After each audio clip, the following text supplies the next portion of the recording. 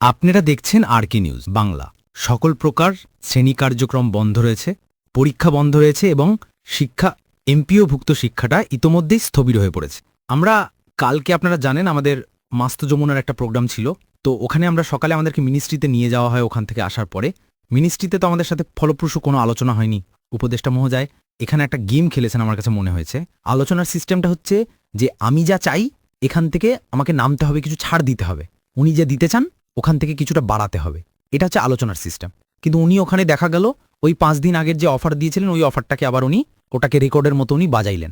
তো আমাদের কাছে মনে হয় যে উনি বিভিন্ন গোয়েন্দা সংস্থা বা সরকারের উচ্চতর অন্যান্য মহলের চাপেই উনি মূলত আমাদেরকে নিয়েছেন, কিন্তু ওনার বিন্দুমাত্র কোনো আন্তরিকতা ছিল না।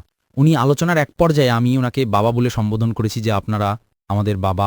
আমরা একটা সময় এমন হয়ে গেল যে আমরা ইমোশনাল হয়ে গেলাম, আমরা কথা বলতে পারতেছিলাম না। আমার সাথে আমার সব সহকর্মী কান্না করছিল, কিন্তু তার মধ্যে বিন্দুমাত্র যদি আমাদের প্রতি সিম্প্যাথি, ধরেন উনি ওনার বাজেটটা উনি দিতে পারবেন, অন্তত বলতে পারতো যে দেখেন আপনারা আমাকে বাবা সম্বোধন করেছেন, আমি প্রয়োজনে আমি আবার কথা বলবো। আপাতত আমরা 5% ডিসাইড করেছি, প্রয়োজনে আপনারা যেহেতু এইভাবে আমাকে বলছেন আমি প্রয়োজনে আবার কথা বলবো, দেখি কি করা যায়। মানে একটা সান্ত্বনা দেওয়ার, যে অভিভাবক হিসেবে সান্ত্বনার একটা জায়গা ছিল, উনি আমাদের সাথে কথা বলেন না। এবং ওনার কথাবার্তায় মনে হচ্ছে মানে মানে ডেসপারেট। এক পর্যায়ে উনি বলতেছেন তাহলে আমি কোনো কথাবার্তা বলবো না, আমার অনেক ভিজিটার ওখানে দাঁড়ায় আছে।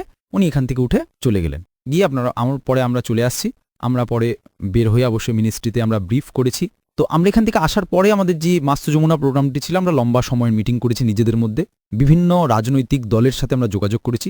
তাদের পক্ষ থেকে আমাদেরকে অনুরোধ জানানো হয়েছে যে আপনাদের আন্দোলনটা নিয়ে আমরা কাজ করছি, এটা যাতে একটা সুন্দর সফল সমাপ্তি হয়। এই মুহূর্তে যদি আপনারা যান, আপনাদের কিছু শত্রু ইতোমধ্যেই চাচ্ছে, ষড়যন্ত্রকারী, তারা এটার মধ্যে ঢুকে পড়ে এটাকে বিশৃঙ্খল একটা পরিবেশ তৈরি করে আপনাদেরকে এবং সরকারকে মুখোমুখি দাঁড় করিয়ে দিতে।